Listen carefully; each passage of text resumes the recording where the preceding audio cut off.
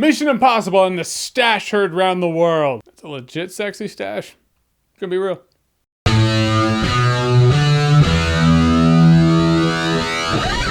Mission Impossible Fallout. So Mission Impossible Fallout is the 6th Mission Impossible movie in the Mission Impossible franchise. That's 22 years, I believe, 6 movies, 1 lead actor, never changed, and no reboots. That's pretty impressive by Hollywood standards. Tom Cruise is back as Ethan Hunt. You have Simon Pegg, Ving Rhames, the usual crew. They gotta find these nukes because it's always nukes. It's nukes, but there's a lot going on also. A lot going on that I'm not gonna spoil, so let's just kind of get into what I like. First of all, Tom Cruise. I feel like this is repetitive. Every time I'm like, he's still got it. But he does. The dude dangles from a helicopter. It's like he was like, I dangled from a plane. I don't know if I can outdo that, but let's dangle me from a helicopter. Next time will probably be a rocket, because why not? And Henry Cavill. I thought Tom Cruise and Henry Cavill, they brought some good rivalry. It was a good dynamic between them. And I like the fact this movie has humor interjected into it. You see some action movies these days, they overplay the humor card sometimes. I don't feel this movie overplayed its hand at humor. I felt having humor in these moments, which is very reasonable, very human, very normal, very real. But really, this is not only an espionage movie, not only a spy movie, it's an action movie. And holy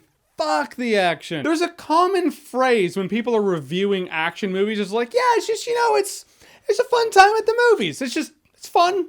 It's meant to be fun. It's like this movie gets that, but also doesn't compromise everything else in the process. Whereas I feel a lot of movies that go for that, a lot of movies that want to be like, we're going to be the fun action movie, they compromise a lot in the process in terms of character and depth. You can't take the movie seriously because it doesn't take itself seriously. Most of the time that's fine because we all know what they're there for. They know the movie they're making. We know the movie we're watching. But it's also really refreshing on those rare occasions to find a movie that excels in the action movie department, but also takes itself seriously enough for you to see a genuine attempt at someone making the best movie of the summer. I really feel like this movie's gonna make other action movies up their game. Like all the other movies are gonna be like, oh god, you mean we can have action that's that good and also have a movie that is by and large that good? If it's not an entertaining foot chase sequence, it's an entertaining car chase sequence. If it's not an entertaining car chase sequence, it's an entertaining motorcycle sequence, etc. There's more. It's like the movie goes enough for you to white knuckle it and then keeps you there for a second and then goes one step further before you pass out. And the movie's like, don't worry, we're gonna let you breathe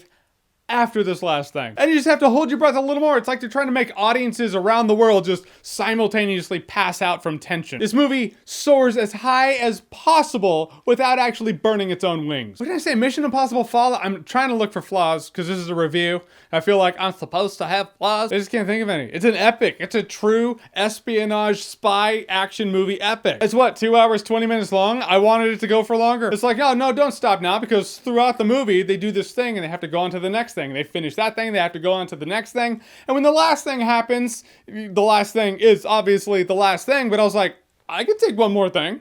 No? Okay, end credits. I suppose they could have played up the conflict between Ethan Hunt and another character in the movie. In the trailer, you see her say, don't make me go through you. They could have played it up more than they ended up playing it up in the movie. But it doesn't compromise the movie as a whole. That's like an Elseworld hypothesis that I'm throwing out there. In the end, Mission Impossible Fallout, it had it. It had it for me. It had more than I thought it could. None of that shaky cam nonsense that makes you nauseous. If you get nauseous, it's because you're holding your breath too long because the movie's intense. It's like we're 6 movies deep in the Mission Impossible franchise and they're making their best stuff now. I haven't had an adrenaline rush like that in the theater in years. And I will say Mission Impossible Fallout is awesome-tacular.